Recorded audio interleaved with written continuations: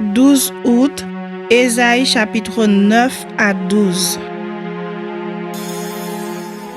Le peuple qui marchait dans les ténèbres voit une grande lumière. Sur ceux qui habitaient le pays de l'ombre de la mort, une lumière resplendit. Tu rends le peuple nombreux, tu lui accordes de grandes joies. Il se réjouit devant toi, comme on se réjouit à la moisson, comme on pousse des cris d'allégresse au partage du butin. Car le joug qui pesait sur lui, le bâton qui frappait son dos, la verge de celui qui l'opprimait, tu les brises comme à la journée de Madian. Car toute chaussure qu'on porte dans la mêlée et tout vêtement guerrier roulé dans le sang seront livrés aux flammes pour être dévorés par le feu. Car un enfant nous est né, un fils nous est donné, et la domination reposera sur son épaule. On l'appellera admirable, conseiller, Dieu puissant, Père éternel, Prince de la paix. Donner à l'empire de l'accroissement et une paix sans fin au trône de David et à son royaume, l'affermir et le soutenir par le droit et par la justice, dès maintenant et à toujours. Voilà ce que fera le zèle de l'Éternel des armées. Le Seigneur envoie une parole à Jacob, elle tombe sur Israël. Tout le peuple en aura connaissance, Éphraïm et les habitants de Samarie qui disent avec orgueil et fierté, « Des briques sont tombées, nous bâtirons en pierre de taille, des sycomores ont été coupés, nous les remplacerons par des cèdres. L'Éternel élèvera contre les ennemis de Rétsin et il armera leurs ennemis, les Syriens à l'Orient, les Philistins à l'Occident. Et ils dévoreront Israël à pleine bouche. Malgré tout cela, sa colère ne s'apaise point et sa main est encore étendue. Le peuple ne revient pas à celui qui le frappe et il ne cherche pas l'Éternel des armées. Aussi l'Éternel arrachera d'Israël la tête et la queue, la branche de palmier et le roseau en un seul jour. L'ancien et le magistrat, c'est la tête, et le prophète qui enseigne le mensonge, c'est la queue. Ceux qui conduisent ce peuple l'égarent, et ceux qui se laissent conduire se perdent. C'est pourquoi le Seigneur ne saurait se réjouir de leurs jeunes hommes, ni avoir pitié de leurs orphelins et de leurs veuves, car tous sont des impies et des méchants, et toutes les bouches profèrent des infamies. Malgré tout cela, sa colère ne s'apaise point et sa main est encore étendue. Car la méchanceté consume comme un feu qui dévore ronces et épines. Ils embrasent l'épaisseur de la forêt d'où s'élèvent des colonnes de fumée. Par la colère de l'Éternel des armées, le pays est embrasé et le peuple est comme la poix du feu. Nul n'épargne son frère. On pille à droite et l'on a faim. On dévore à gauche et l'on n'est pas rassasié. Chacun dévore la chair de son bras. Manassé dévore Éphraïm, Éphraïm Manassé, et ensemble ils fondent sur Juda. Malgré tout cela, sa colère ne s'apaise point et sa main est encore étendue.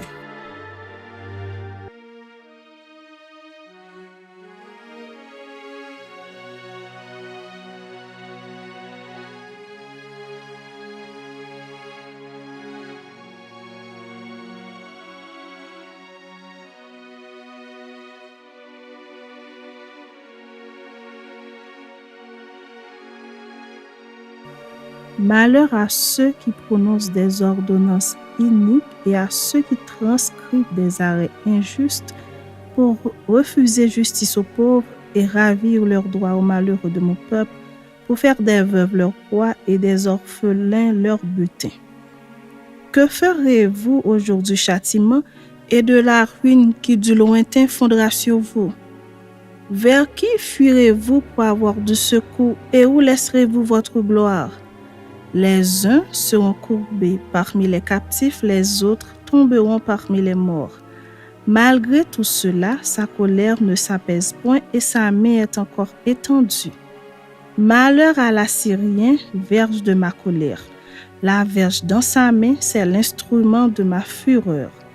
Je l'ai lâché contre une nation impie, je l'ai fait marcher contre le peuple de mon courroux, pour qu'il se livre au pillage et fasse du butin, pour qu'il le foule aux pieds comme la boue des rues. Mais il n'en juge pas ainsi, et ce n'est pas là la pensée de son cœur. Il ne songe qu'à détruire, qu'à exterminer les nations en foule, car il dit, mes princes, ne sont-ils pas autant des rois? N'en a-t-il pas été de calme comme de Carchemish? N'en a-t-il pas été de Hamath comme d'Arpad? N'en a-t-il pas été de Samarie comme de Damas? De même que ma main a atteint les royaumes des idoles, où il y avait plus d'images qu'à Jérusalem et à Samarie, ce que j'ai fait à Samarie et à ses idoles, ne le ferai-je pas à Jérusalem et à ses images?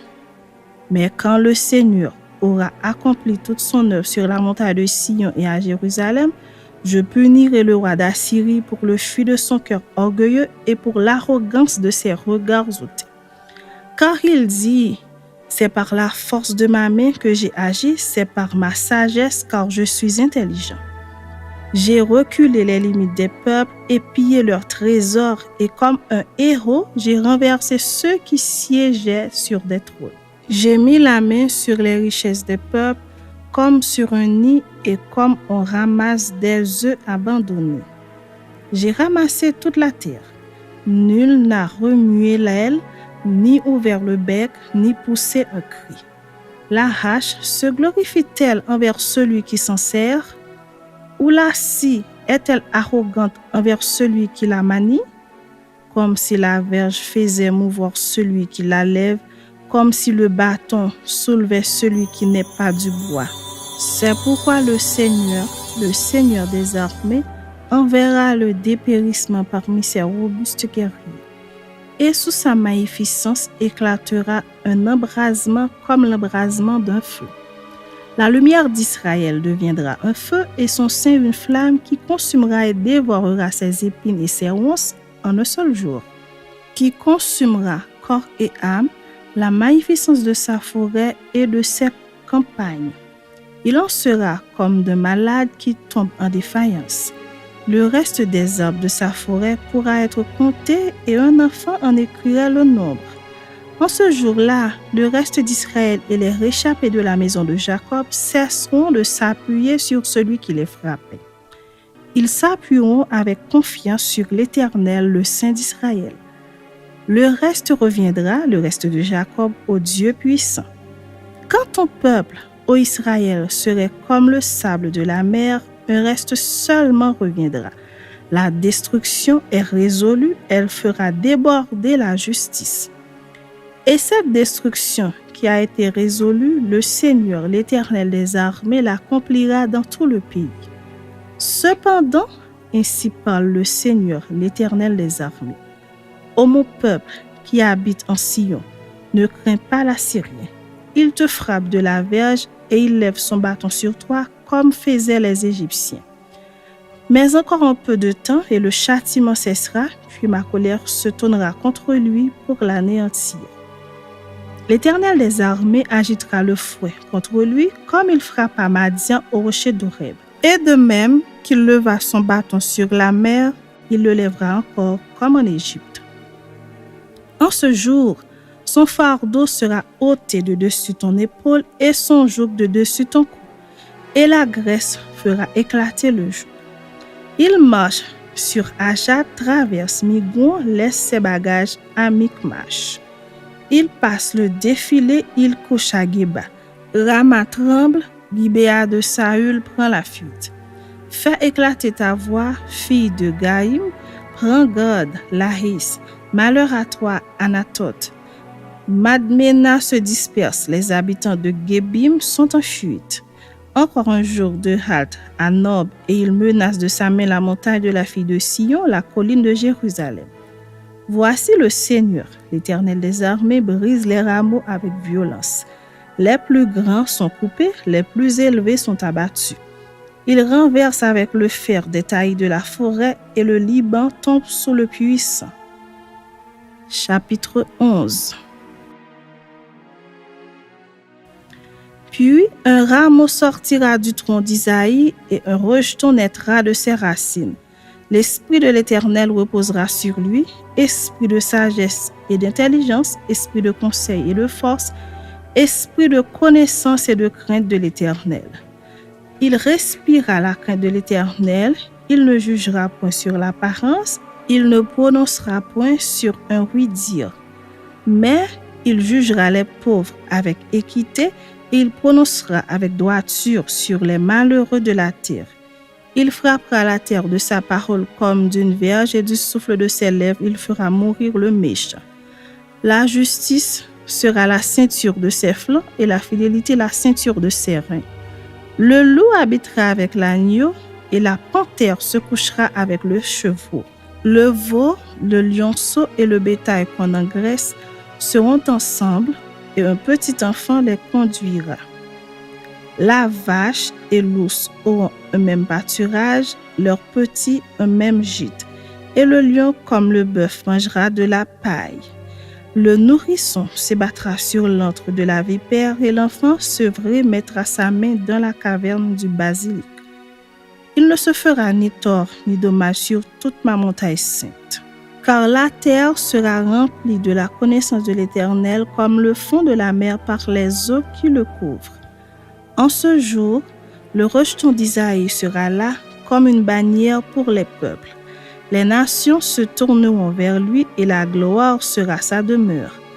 Dans ce même temps, le Seigneur étendra une seconde fois sa main pour racheter le reste de son peuple dispersé en Assyrie et en Égypte, à Patros et en Éthiopie, à Élam, à Shinéar et à Hamath et dans les îles de la mer. Il élèvera une bannière pour les nations, il rassemblera les exilés d'Israël et il recueillera les dispersés de Juda des 4 extrémités de la terre. La jalousie d'Éphraïm disparaîtra et ses ennemis en Juda seront anéantis. Éphraïm ne sera plus jaloux de Juda et Juda ne sera plus hostile à Éphraïm. Ils voleront sur l'épaule des Philistins à l'Occident, ils pilleront ensemble les fils de l'Orient. Édom et Moab seront la proie de leurs mains et les fils d'Ammon leur seront assujettis. L'Éternel desséchera la langue de la mer d'Égypte et il lèvera sa main sur le fleuve en soufflant avec violence. Il le partagera en 7 canaux et on le traversera avec des souliers. Et il y aura une route pour le reste de son peuple qui sera échappé de la Syrie, comme il y en eut une pour Israël le jour où il sortit du pays d'Égypte. Chapitre 12.